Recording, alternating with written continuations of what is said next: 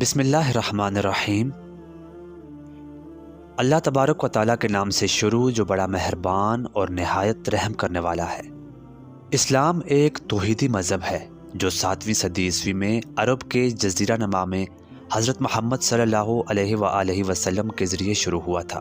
یہ دنیا کا دوسرا سب سے بڑا مذہب ہے جس کے پیروکاروں کو مسلمان کہا جاتا ہے۔ اسلام میں وحی کا آغاز ایک انتہائی اہم واقعہ تھا۔ یہ وہ لمحہ تھا جب حضور نبی کریم صلی اللہ علیہ وآلہ وسلم کو پہلی بار اللہ کی طرف سے پیغام ملا تھا۔ عام طور پر مانا جاتا ہے کہ حضور علیہ السلام کو پہلی وحی 610 عیسوی میں ملی تھی۔ آپ اس وقت مکہ المکرمہ میں غار حرا میں موجود تھے۔ وحی کا آغاز ایک انتہائی روحانی تجربہ تھا۔ حضور علیہ السلام جب غار میں تنہا بیٹھے تھے تو حضرت جبرائیل علیہ السلام آپ کی خدمت میں حاضر ہوئے اور فرمایا کہ پڑھیے۔ آپ فرمانے لگے کہ میں نہیں پڑھ سکتا۔ حضرت جبرائیل علیہ السلام نے دوبارہ فرمایا کہ پڑھیے۔ آپ نے پھر وہی جواب دہرایا۔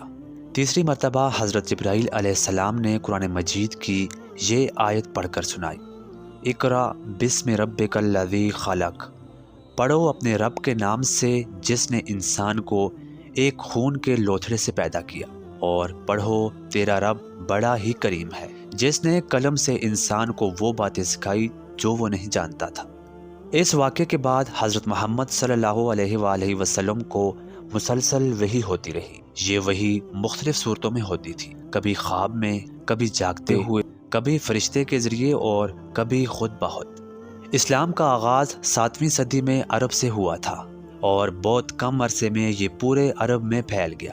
اس کی کئی وجوہات تھیں جن میں اسلامی تعلیمات کی سادگی، مساوات کا تصور اور مسلمانوں کی قربانیاں شامل تھیں۔ اسلام کی تبلیغ کا آغاز مکہ سے ہوا تھا جہاں حضور نبی کریم نے لوگوں کو اللہ کی عبادت کی دعوت دی تھی۔ مکہ کے سردار قریش نے دین اسلام کی سخت مخالفت کی اور مسلمانوں پر بہت ظلم و ستم ڈھایا۔ مسلمانوں پر جب ظلم و ستم حد سے بڑھ گیا تو حضرت محمد نے 622 میں مدینہ کی طرف ہجرت کی۔ مدینہ میں مختلف قبائل اور مذاہب کے لوگ رہتے تھے۔ حضور نبی کریم صلی اللہ علیہ وآلہ وسلم نے ان سب کو یکجا کر کے ایک مثالی ریاست کی بنیاد رکھی جس کو مدینہ کی ریاست کہا جاتا ہے۔ سن 630 میں فتح مکہ کا واقعہ پیش آیا اور مسلمانوں کو فتح نصیب ہوئی۔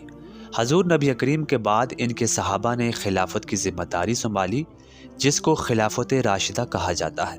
خلافت راشدہ کے دور میں مسلمانوں نے بہت سے علاقے فتح کیے اور اسلام پوری دنیا میں پھیلنا شروع ہوا۔ اسلام کے پھیلاؤ کی کئی وجوہات تھیں۔ اسلام کی تعلیمات بہت سادہ اور آسان تھی۔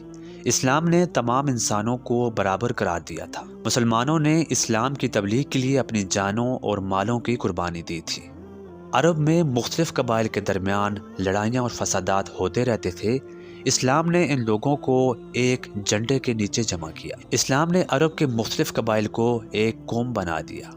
مسلمانوں نے سائنس، فلسفہ، ادب اور فنون لطیفہ کے میدان میں بہت کام کیا اور ایک عظیم تہذیب قائم کی۔ دنیا پر اسلام کا اثر۔ اسلام نے دنیا کے نقشے پر ایک نیا باب کھولا اور دنیا کی تاریخ کو ہمیشہ کے لیے بدل دیا، جس کا نتیجہ یہ ہوا کہ اسلام نے بہت کم عرصے میں عرب کے جزیرہ نما میں پھیل کر ایک عالمی مذہب کی شکل اختیار کر لی۔ اس کی کامیابی کی بنیادی وجہ اسلامی تعلیمات کی سادگی، مساوات کا تصور اور مسلمانوں کی عظیم قربانیاں شامل تھیں۔ آج کی ویڈیو میں اتنا ہی، ملتے ہیں آپ سے اگلی ویڈیو میں کسی نئے موضوع کے ساتھ۔ تب تک کے لیے اللہ نگہبان۔ اگر آپ کو ہماری یہ ویڈیو پسند آئے تو ویڈیو کو لائک کریں اور اسی طرح کی مزید معلوماتی ویڈیوز کے لیے ہمارے اس چینل کو ضرور سبسکرائب کریں۔